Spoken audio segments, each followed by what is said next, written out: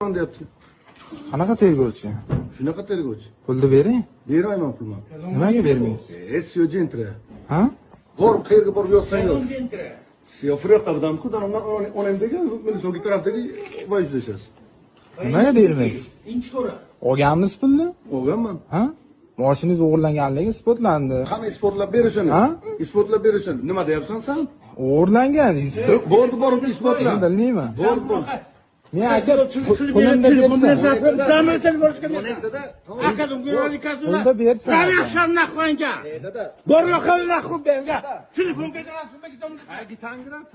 Pulni bering.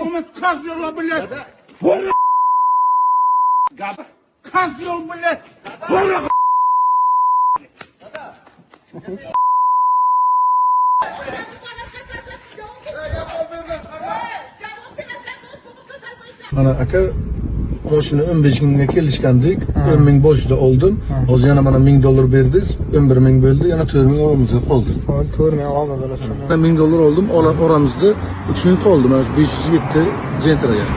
Bolalar hammaga qiziq bo'lgan mana shu jentra masalasini jem salondan chiqqandan hozirgacha bo'lgan hamma narsasini so'rab surishtirib bildim va oydinlik kiritdim o'zimga yarasha. Xo'p, nima bo'lgan desanglar, Farruh 1,5 yil oldin bankdan avtokredit qilib yangi jentra chiqaryapti va yangi jentrani o'zini tanishiga bitta bolaga sotib yuboryapti 15 mingga, qarzini men to'layman deb. U bola nima qilyapti? 1 yillar Buxoroning qaysidir tumanida haydab yuryapti-da, mashinani avariya qilib qo'yapti. Mana avariyaning videosini o'zingizlar ko'ringlar. Bu avariya 8-fevral kuni bo'lyapti. Taxminan 15-fevral kunlari bu mashina avariya bo'lgan o'zining mashinani yana $7000 ga o'zi qaytarib sotib olyapti. Va Toshkentdan 25-fevral kuni Farruhning tanishlari mashinani olib kelyapti-dan Farruhga beryapti. Farruh nima qilyapti keyin? O'sha olib kelingan mashina bilan o'zining mashinani, motorini, kuzov raqamlarini shuni almashtirib olyapti-da, yangi texpasport olib 507 nomerni taqib 9-mart kuni mashina bozorga olib chiqib menga sotyapti. Shu bilan buni mashinani men 2 oy 10 kun haydadim. Keyin Toshkentdan Olmazor ro'didan kelyapti-dan, bu mashinani siz olgan odamga tegishli emas.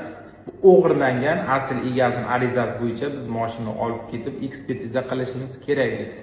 Asl egasi shu GPS orqali mashinani topib kelgan, GPS qo'yib sotib yuborgan bo'lgan. Bo'lmasa topolmasdi mashinani.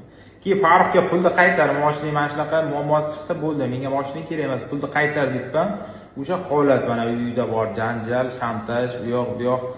Plus kamiga nima debdi bular? Mashinani o'zing o'g'irlagansan, o'zing nima qilgan bo'lsang qilgansan, meni mashinam